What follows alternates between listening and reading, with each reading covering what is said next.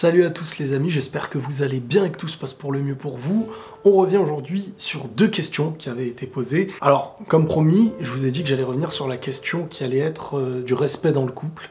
Et la deuxième, on verra ça juste après, elle concerne un petit peu les relations toxiques. On m'a demandé de faire une vidéo sur le respect dans le couple. Et donc, je vais revenir un petit peu sur ce sujet qui peut être intéressant. Le respect dans le couple, ça peut paraître banal. Je respecte, tu me respectes. C'est quoi le respect déjà? Qu'est-ce que le respect? C'est là qu'on va essayer de se concentrer un petit peu, c'est sur la définition que l'un et l'autre peuvent donner au respect. Imaginons que moi je suis avec quelqu'un, ma manière à moi de la respecter, tout en donnant mon maximum, peut ne pas être perçue comme du respect attendu.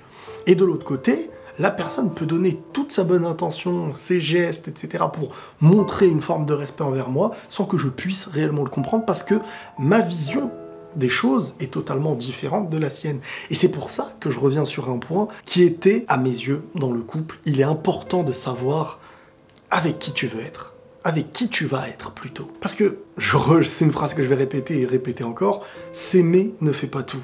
Alors oui, certains diront, on s'aime, on prendra sur nous dans telle chose ou telle chose. Il est important d'avoir une vision en commun de sa propre vie, avoir une ligne conductrice en commun. C'est-à-dire avoir le même règlement de vie, d'une certaine manière. Le bien pour toi, c'est ça, le mal pour toi, c'est ça. D'où l'importance, à mes yeux, d'avoir des critères avant de te mettre en couple. Faut pas des critères minutieux, s'il n'est pas brune, s'il n'est pas blond, s'il n'est pas... Un critère de base.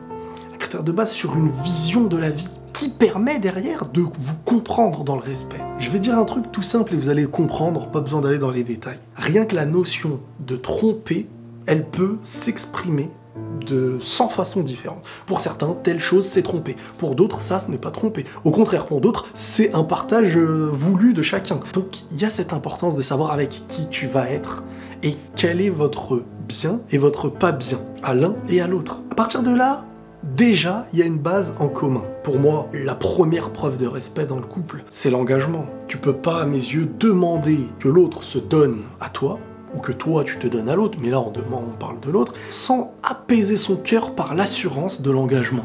Et pour s'engager, il faut le prouver. Il n'y a pas d'engagement par la parole. L'engagement par la parole, même celui qui veut t'arnaquer, il va le faire. Donc la première preuve de respect envers cette personne et envers ses parents ou sa famille, c'est s'engager. C'est pas un jouet. T'es pas un jouet. On t'essaye pas. On ne prend pas ton corps et on dit bye bye. La première règle du respect dans le couple, à mes yeux, c'est l'engagement sincère. Après l'avenir, on ne sait pas de quoi il est fait.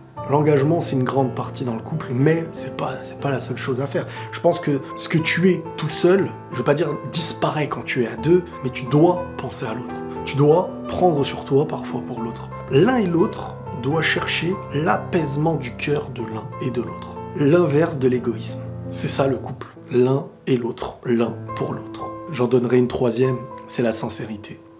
La sincérité, c'est pas « je pense quelque chose, je te le dis ». C'est d'être sincère dans ta démarche. C'est que même quand l'autre ne te voit pas, sois quelqu'un qui te voit pour l'autre. Fais pas quelque chose en te disant « si cette personne me voyait, je lui ferais tellement mal ». Parce que ces choses-là, elles risquent de se révéler. Essaye du mieux que tu peux d'être avec l'autre même quand elle n'est pas là. Et je pense qu'à partir de là, entre l'engagement sincère, entre la volonté de s'apaiser les cœurs, et la sincérité, là, c'est la meilleure manière pour moi de respecter dans le couple. Pas besoin d'en parler 3 heures. Ensuite, l'autre question, c'est comment savoir quand on est dans une relation toxique? Je vais essayer de donner des petits indices. Pour moi, quand tu es dans une relation toxique, c'est que tu commences à te torturer l'esprit pour beaucoup de choses. Déjà, t'es pas apaisé. C'est l'inverse de ce qu'on se disait avant. T'as aucun apaisement du cœur. Tu sais que si tu dis ça, c'est un problème. Si tu dis ça, c'est un problème. Il y a presque aucune issue pour être en paix et en tranquillité. Tu as peur de ce que tu vas dire. Quand la personne arrive, tu es pas bien. Tu as peur de chaque mot qui pourrait sortir de sa bouche. Tu te sens pas en sécurité. Pas forcément physiquement. Ça peut l'être, mais tu ne te sens pas en sécurité aussi psychologiquement. T'es pas à l'aise. Alors, certaines choses de ces exemples peuvent être liées à nous-mêmes, de l'anxiété, des angoisses, mais n'oubliez pas que l'objectif d'être dans une relation, et là on parle pas que de la relation de couple, mais même d'un cercle d'amis et tout, c'est d'être mieux que quand t'es tout seul. C'est un plus, c'est pas un moins. Et là je parle pas de parfois un début où tu dois combattre ta propre personne dans tes failles. Là, je parle pas de ça, hein. Attention, il y a une distinction entre on a des failles et on est en difficulté quand ces failles-là sont confrontées à des choses. Et donc là, maintenant, il faut combattre nos failles petit à petit, certes, mais pour bien avancer. Mais il y a ce qui est de l'autre côté et ce qui est de la relation toxique. Ça touche parfois les familles, ça touche parfois en amitié et parfois en couple. Le moins grave, j'ai envie de dire, c'est en amitié. À un moment donné, tu peux stopper la chose. Tandis qu'en famille, c'est le truc le plus difficile pour moi, c'est en famille. Parce que la famille, c'est la famille du sang, elle te suit du début à la fin.